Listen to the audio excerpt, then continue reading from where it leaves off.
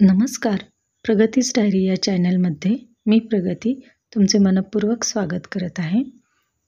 आज आपण मुगाचे मोड आणि मटकीचे मोड या कडधान्यांची सरभरीत रस्सा भाजी करणार आहोत. तर त्यासाठी इथे मी मोड आलेले थोडे मूग आणि मटकी घेतलेली आहे. कांदे, एक टोमॅटो, यातील अर्धा टोमॅटो आपण फक्त वापरणार आहोत आणि थोडी कोथिंबीर घेतलेली आहे.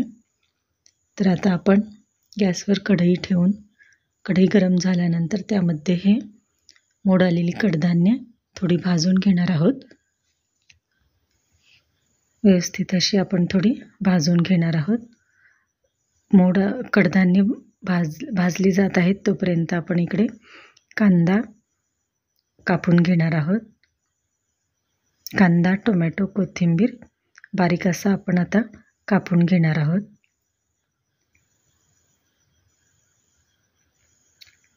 कडधान्य थोडीशी भाजून त्यानंतर आता आपण ती पाण्यात टाकून स्वच्छ अशी धुवून घेणार आहोत.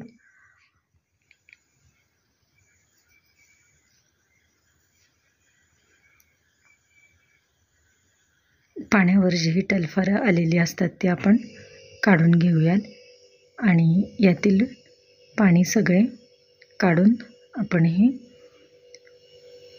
कडधान्य धुवून घेऊयात. आता यातील पाणी मी पूर्णपणे काढून घेते. कांदा बारीक असा कापून घेतलेला आहे.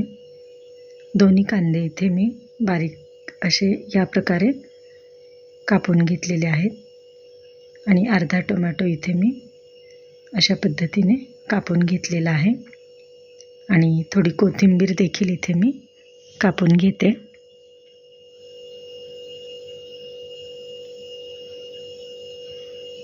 आता त्याच कढईमध्ये आपण 2 ते 3 चमचे गोड तेल टाकून घेऊयात आणि तेल व्यवस्थित असे गरम झाल्यानंतर त्यामध्ये आपण फोडणी करणार आहोत. त्यासाठी इथे मी पहिल्यांदा थोडी मोहरी टाकलेली आहे. ती छान तडतडली की आता यामध्ये आपण थोडे जिरे टाकून घेऊयात. ते देखील छान तडतडली की थोडा कढीपत्ता इथे टाकून घेऊयात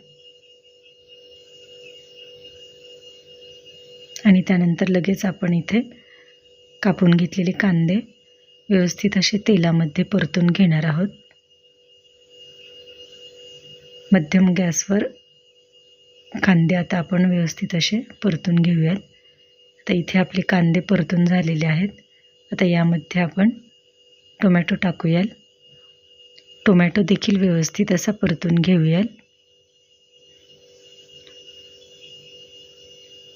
टोमॅटो देखील आता तेलामध्ये आपला परतला गेलेला आहे. आता यामध्ये आपण थोडी हळद टाकणार आहोत. इथे मी थोडीशी हळद टाकलेली आहे आणि 2 चमचे इथे काळा मसाला इथे मी आता टाकून घेत आहोत. 2 चमचे इथे मी काळा मसाला टाकलेला आहे.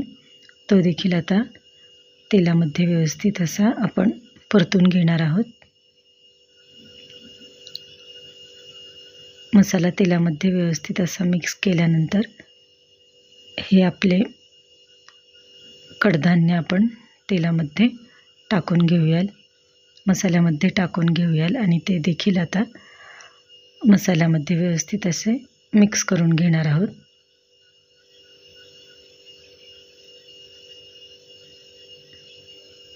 आता यावर आपण झाकण ठेवून थोडी कोथिंबीर टाकलेली आहे. चवीनुसार मीठ देखील इथे मी टाकलेले आहे. ते देखील आता आपण व्यवस्थित मिक्स करून घेऊयात.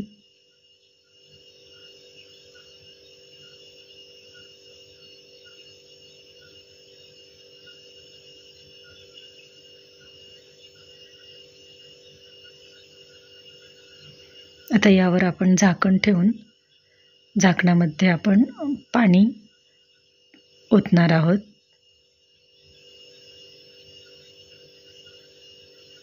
आणि हे पाणी थोडे कोमट झाले की आपण भाजीमध्ये ओतणार आहोत. तर इथे आपण 1 मिनिटभर पाणी थोडेसे कोमट होऊन देऊयाल. आणि थोडे पाणी कोमट झाले की आपण ते आता कढईमध्ये ओतून घेऊयाल.